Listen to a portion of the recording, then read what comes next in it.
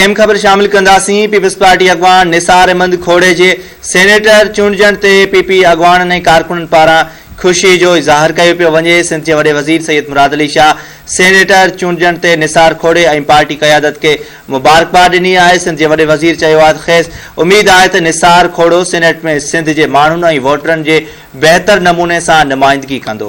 इहा अहम ख़बर अवां सां शेयर कयूं पिया। पीपी अगवान निसार अहमद खोड़े जी सेनेटर चूंडजण बाद पीपी अगवाननि ऐं कारकुननि पारां ख़ुशीअ जो इज़हार कयो पियो वञे। सिंध जे वॾे वज़ीर सैयद मुराद अली शाह सेनेटर चूंडजण ते निसार खोड़े ऐं पार्टी क़यादत खे मुबारकबाद ॾिनी आहे। सिंध जे वॾे वज़ीर चयो आहे त ख़ैस उमेद आहे त निसार खोड़ो सेनेट में सिंध जे माण्हुनि जी ऐं वोटरनि जी बहितर नमूने नुमाइंदगी कंदो।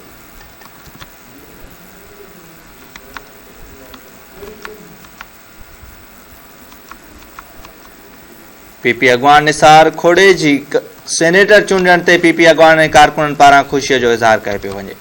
सिंध जे वॾे वज़ीर सैयद मुराद अली शाह सेनेटर चूंडजण ते निसार खोड़े ऐं पार्टी क़यादत खे मुबारकबाद ॾिनी आहे।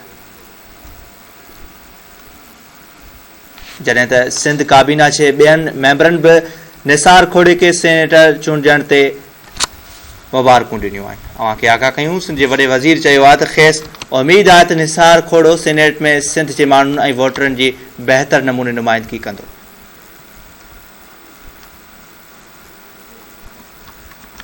इहा अहम ख़बर अवां सां शेयर कयूं पिया। पीपी अगवान निसार खोड़े जी कामयाबी ते पीपी कारकुननि ऐं अगवाननि पारां ख़ुशीअ जो इज़हार कयो पियो वञे। सिंध जे वॾे वज़ीर सैयद मुराद अली शाह सेनेटर चूंडजण ते निसार खोड़े ऐं पार्टी अगवाननि ऐं क़यादत खे मुबारकबाद ॾिनी आहे।